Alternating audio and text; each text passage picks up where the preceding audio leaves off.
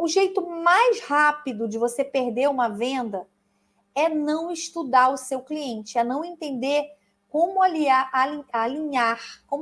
o seu termostato. Alguém sabe o que é termostato? Termostato é o que a geladeira tem, o que o ar-condicionado tem. Quando você coloca lá no ar-condicionado que você quer 21 graus e está fazendo maior calor, a temperatura do ambiente sobe, o termostato, arma o ar de novo para baixar a temperatura. O termostato é o que a geladeira tem. E a gente tem que ter um termostato de cliente. Será que o cliente, eu estou falando, será que o cliente está acompanhando o que eu estou falando? Então, esse é o primeiro erro. É você querer que o cliente caminhe na sua estrada ao invés de você caminhar na dele. E caminhar na estrada do cliente é dominar a negociação. Ao contrário do que muita gente pensa. Ah, não, se eu falar primeiro, se eu responder primeiro, se eu me posicionar primeiro. Não. Você tem que entender em que temperatura está o seu cliente. Então, agora eu quero que você anote aí no seu papel as temperaturas, lead frio, lead morno e lead quente. Você já deve ter ouvido falar disso, mas isso é muito importante na hora de fazer vendas, entender a temperatura do seu cliente. Lead frio, lead morno e lead quente. Lead frio, o cliente ele veio através de um portal, casamentos.com, Zank.io. Então, ele não conhece nada sobre a sua marca. É um lead completamente frio. Você vai ter muito mais trabalho nesse primeiro contato de convencer o cliente de uma videochamada. Concordo com você. Você vai ter que gastar um pouco mais de argumentação, usar fotos, usar seu portfólio nichado para trazer esse cliente para uma videochamada, tá? Agora eu quero entrar com vocês no passo a passo do primeiro atendimento. Quem aqui quer saber o passo a passo do primeiro atendimento? Então, assim, gente, primeira coisa, tá? Lead frio, o cliente ele não conhece nada sobre a sua marca. Lead morno, o cliente entrou pelo Instagram, o cliente entrou por indicação. Lead quente, o cliente já venciou o teu serviço, já foi numa decoração que você resolve, tá? E ele sabe exatamente o que você é capaz de entregar. Então, um cliente que está muito mais consciente, muito mais propenso de fechar com você, do que um cliente que não tem menor contato com a sua marca, que está cheio de objeções, está cheio de medo ainda de contratar você, tá bom? O que você vai fazer no primeiro atendimento? Papel e caneta na mão. Quando você vende consultoria de decoração, o primeiro ponto que você tem que conscientizar o cliente é de que uma consultoria é diferente de um pega e monte. Uma consultoria é diferente de uma decoração padrão, aquela que você leva o teu acervo dentro do caminhão, né? Decorador caramujo, chega lá, monta tudo. É totalmente diferente. Então, a gente começa como para criar essa consciência no cliente? A gente sai metralhando o cliente? Não.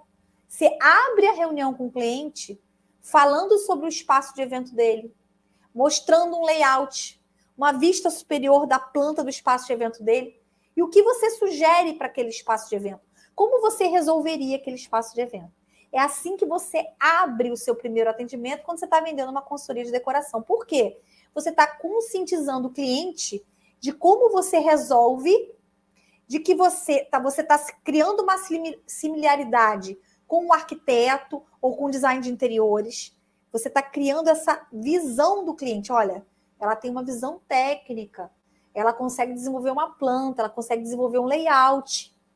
Então, na sua apresentação de primeiro atendimento, você presta quase que uma consultoria gratuita. E esse é o poder de convencimento do cliente querer ser atendido por videochamada. Você vai dar uma consultoria, você não vai cobrar por isso, você vai dar algumas sugestões do que ele pode fazer no primeiro atendimento, sem que ele tenha que pagar ou fechar um contrato com você, tá? Só que você ali, na verdade, o gatilho é que você está gerando autoridade, você está mostrando que você tem uma visão diferenciada e personalizada para o evento dele.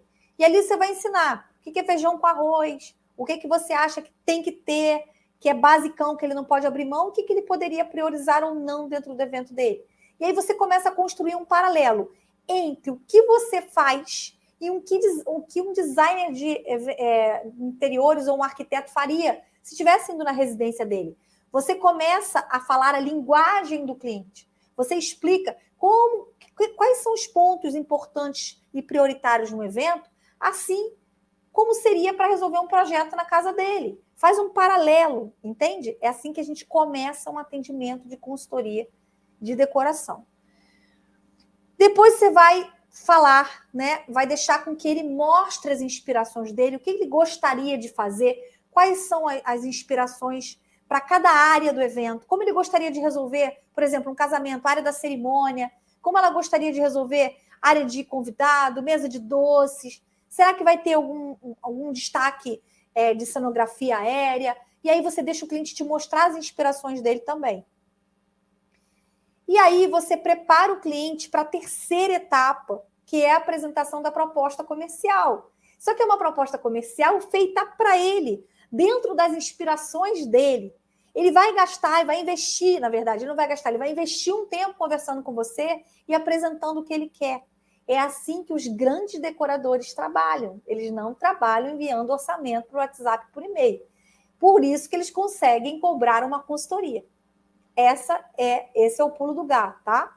E foi o que eu aprendi e funciona. As alunas da escola usam essa técnica e conseguiram sair dessa coisa de ficar se desgastando pelo WhatsApp com o cliente ou por e-mail. E aí, se o cliente não quiser fazer o primeiro atendimento, eu posso também não querer atender esse cliente. E aí, o problema não está no cliente, o problema está que você tem pouco pedido de orçamento, que você não está fazendo anúncio, não está fazendo captação, não tem parceria. Tá faltando um processo de captação de cliente.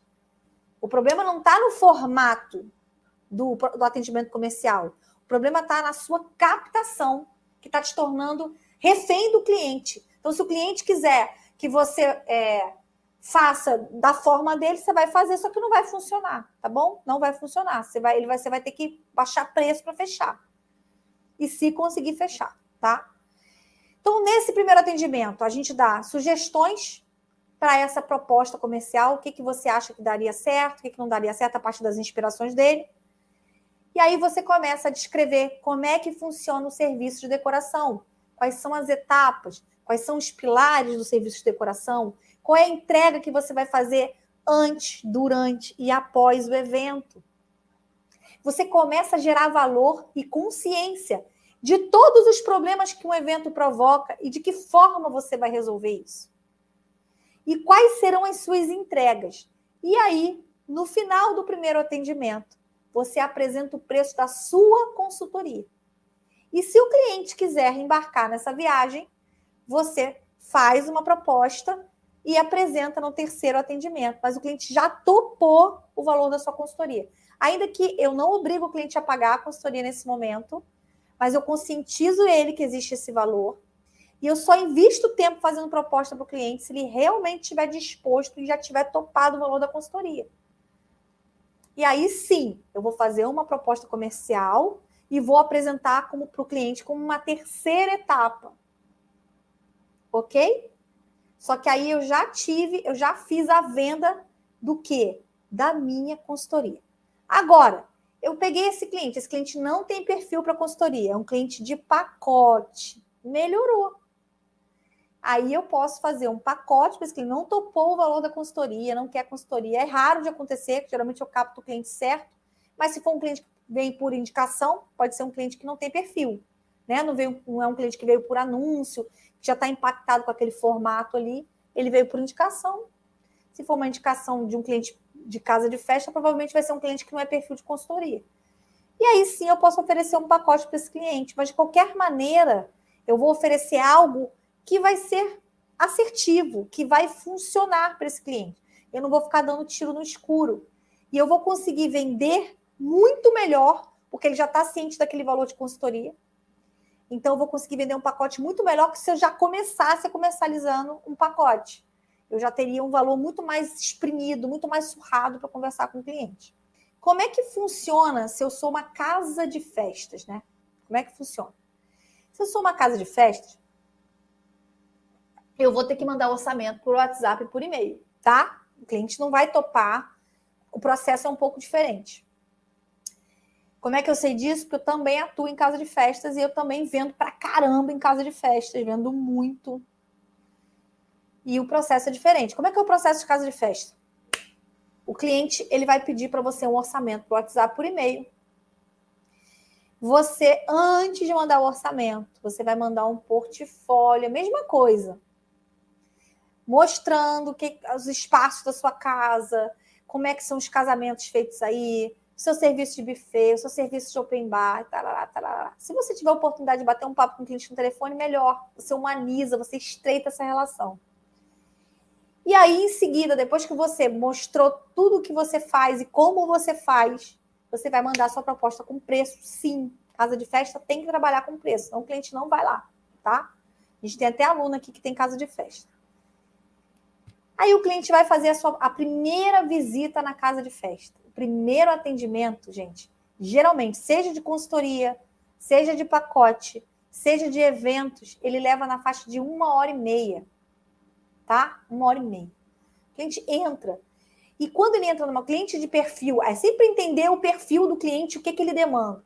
O cliente de casa de festa, ele quer resolver tudo ali dentro. Ele quer ter uma ideia de quanto ele vai gastar no geral. Ele quer ter uma ideia do que está incluso no orçamento. Então, assim, ele recebeu o orçamento, você falou com ele por telefone, mas ele vai perguntar tudo de novo. Tá, olha só.